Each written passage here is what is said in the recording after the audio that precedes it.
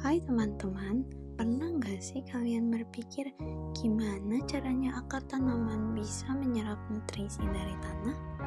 Nah, di video kali ini kita bakal bahas 3 cara utama akar tanaman menyerap unsur hara.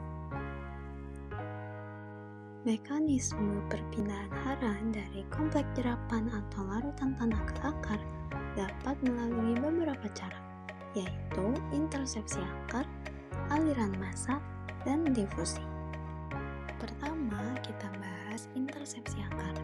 Bayangin akar tanaman itu seperti tangan kecil yang menjelajahi tanah. Saat bulu-bulu akar ini tumbuh dan menembus gumpalan tanah, mereka akan bersentuhan langsung dengan unsur hara yang menempel di partikel tanah.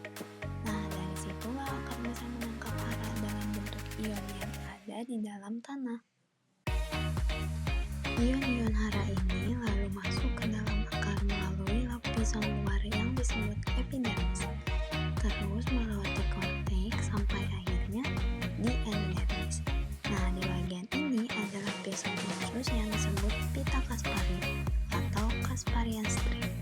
Lapisan ini dilapisi zat lilin yang berfungsi sebagai penyaring alami, jadi nggak semua zat bisa masuk ke dalam pembuluh akar. Seberapa banyak hara yang bisa diserap lewat intersepsi tergantung dari seberapa luas akar itu menjelajah tanah, berapa banyak kandungan haranya, dan bentuk akar itu sendiri. Tapi menariknya, akar tanaman sebenarnya cuma bisa menjangkau kurang dari 1% volume tanah di sekitarnya. Jadi bisa dibilang hanya sekitar 1% unsur hara di tanah yang bisa diserap lewat cara ini. Kecil banget ya. Selanjutnya ada mekanisme aliran massa atau convective flow.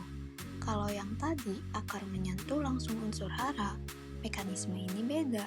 Di sini unsur hara ikut terbawa air menuju akar. Jadi, waktu tanaman menyerap air lewat akar karena proses transpirasi, air itu membawa serta unsur-unsur hara yang terlarut seperti nitrogen dalam bentuk nitrat dan sulfur dalam bentuk sulfat.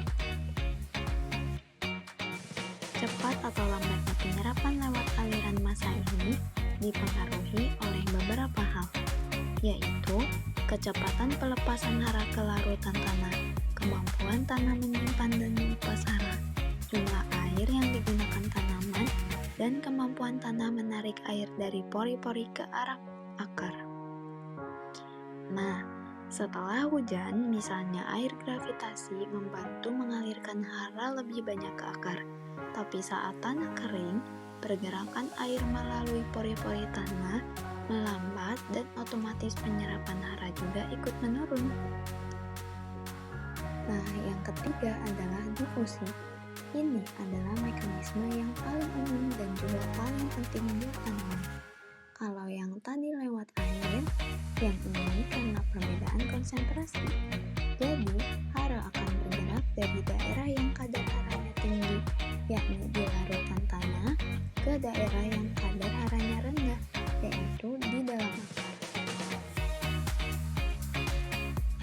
Beberapa faktor yang mempengaruhi laju difusi yaitu jenis dan ukuran partikel tanah atau tekstur, struktur tanah, kadar air atau kelembapan, dan seberapa mudah unsur hara tersebut bereaksi dengan partikel tanah.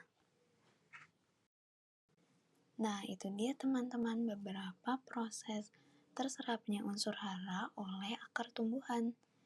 Thank you for watching. If you noticed any mistakes or have something to add, feel free to comment below. I'd love to hear from you.